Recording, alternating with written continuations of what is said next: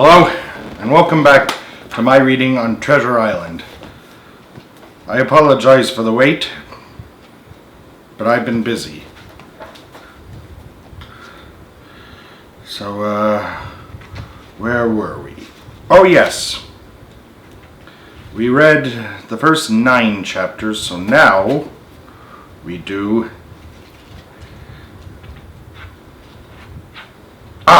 Here we are. This is where the voyage really begins. You ready? Alright, let's begin. Chapter 10. The Voyage. All that night we were in a great bustle getting things stowed in their place, and boatfuls of the squire's friends, Mr. Blandley and the like, coming off to wish him a good voyage and a safe return. We never had a night at the Admiral Benbow when I had half the work. And I was dog-tired when a little before dawn the boatswain sounded his pipe, and the crew began to man the capstan bars. I might have been twice as weary, yet I would not have left the deck. All was so new and interesting to me. The brief commands, the shrill note of the whistle, the men bustling to their places in the glimmer of the ship's lanterns. "Now, Barbecue, tip us a staff," cried one voice. "The old one," cried another. "Aye, aye, mates," said Long John, who was standing by with his crutch under his arm, and at once broke out in the air and words I knew so well.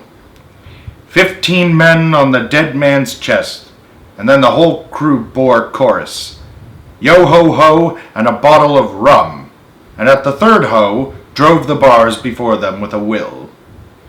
Even at the exciting moment it carried me back to the old Admiral Benbow in a second, and I seemed to hear the voice of the captain piping in the chorus. But soon the anchor was short up, soon it was hanging, dripping at the bows, soon the sails began to draw, and the land and shipping to flit by on either side, and before I could lie down to snatch an hour of slumber, the Hispaniola had begun her voyage to the Isle of Treasure.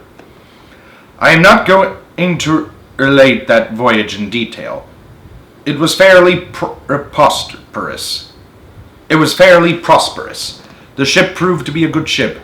The crew were capable seamen, and the captain thoroughly understood his business. But before we came to the length of Treasure Island, 2 or 3 things had happened which require to be known.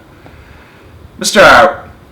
Arrow, first of all, turned out even worse than the captain had feared.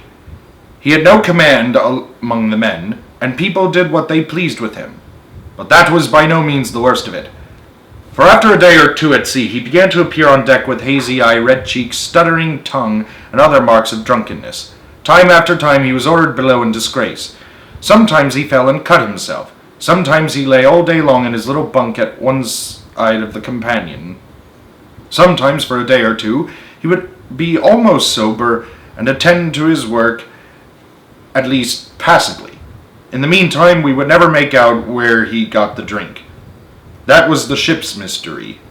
Watch him as we pleased, we could do nothing to solve it, and when we asked him to his face, he would only laugh if we were drunk, and if he were sober, deny solemnly that he ever tasted anything but water.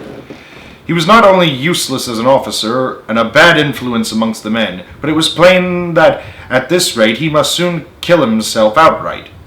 So nobody was much surprised, nor very sorry, when one dark night, with a head sea, he disappeared entirely, and was seen no more. "Overboard!" said the captain. "Well, gentlemen, that saves the trouble of putting him in irons." But there we were without a mate, and it was necessary, of course, to advance one of the men. The boatswain, Job Anderson, was the likeliest man aboard, and though he kept his old title, he served in a way as mate. Mr. Trelawney had followed the sea, and his knowledge made him very useful, for he often took a watch himself in easy weather. And the coxswain, Israel Hands, was a careful, wily old experienced seaman who could be trusted at a pinch with almost anything. He was a great confidant of Long John Silver, and so the mention of his name leads me on to speak of our ship's cook, Barbecue as the men called him. Aboard ship he carried his crutch by a lanyard around his neck, to have both hands as free as possible. It was something to see him wedge the foot of the crutch against a bulkhead and, propped against it, yielding to every movement of the ship, get on with his cooking like someone safe ashore. Still more strange was it to see him in the heaviest of weather cross the deck. He had a line or two rigged up to help him cross across the widest spaces, Long John's earrings, as they were called, and he would hand himself from one place to another, now using the crutch, now trailing it alongside by the lanyard, as quickly as another man could walk. Yet some of the men who had sailed with him before expressed their pity to see him so reduced. "He's no common man, Barbecue," said the coxswain to me. "He had good schooling in his young days, and can speak like a book when so minded, and brave. A lion's nothing alongside of Long John. I seen him grapple fore, and knock their heads together, him unharmed." All the crew respected and even obeyed him. He had a way of talking to each, and doing everybody some particular service. To me he was unweariedly kind, and always glad to see me in the galley, which he kept as clean as a new pin, the dishes hanging up burnished, and his parrot in a cage in one corner. "Come away, Hawkins," he would say. "Come and have a yarn with John. Nobody more welcome than yourself, my son. Sit you down and hear the news. Here's Captain Flint. I calls my parrot Captain Flint, after the famous buccaneer. Here's Captain Flint predicting success to our voyage.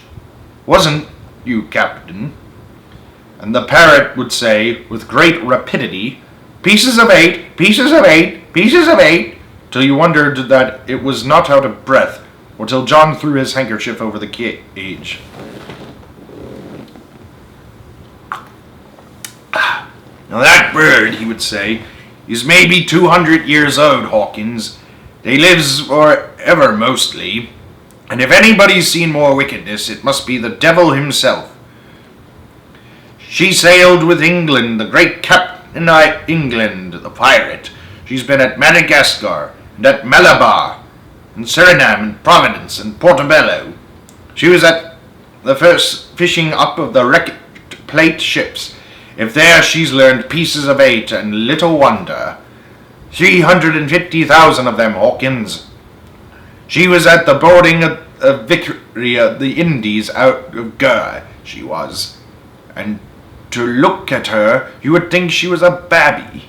But you smelt powder, didn't you, Captain? Stand by and go about, the parrot would scream. Ah, she's a handsome craft, she is, the cook would say, and give her sugar from his pocket, and then the bird would peck at the bars and swear straight on, passing belief of her wickedness. There, John would add, you can't touch pitch and not be mucked, lad. Here's this poor old innocent bird of mine swearing blue fire, none the wiser, you may lay to that. She would swear the name in a manner of speaking before Chaplain, and John would touch his forelock with a solemn way he had, that made me think he was the best of men. In the meantime, Squire and Captain Smollett were still on pretty distant terms with one another. The Squire made no bones about the matter. He despised the Captain. The Captain, on his part, never spoke but when he was spoken to, and then sharp and short and dry, not a word wasted. He owned, when driven into a corner, that he seemed to have been wrong about the crew, that some of them were as brisk as he wanted to see, and all had behaved fairly well. As for the ship, he had taken a downright fancy to her. She'll lie a point nearer the wind than a man has a right to expect of his own married wife, sir. But, he would add, all I say is we're not home again, and I don't like the cruise. The Squire at this would turn away and march up and down the deck and chill in an air. A trifle more of that, man, he would say, and I should explode. We had some heavy weather, which only proved the qualities of the Hispaniola. Every man on board seemed well content, and they must have been hard to please if they had been otherwise, for 'tis my belief there was never a ship's company so spoiled since Noah put to sea. Double grog was going on the least excuse. There was duff on odd days, as for instance, if the Squire heard it was any man's birthday, and always a barrel of apples standing broached in the waist for anyone to help himself that had a fancy. Never knew good come of it yet, said the captain said to Dr. Livesey. Spoil fox hands make devils, that's my belief. But good did come of the apple barrel, as you shall hear.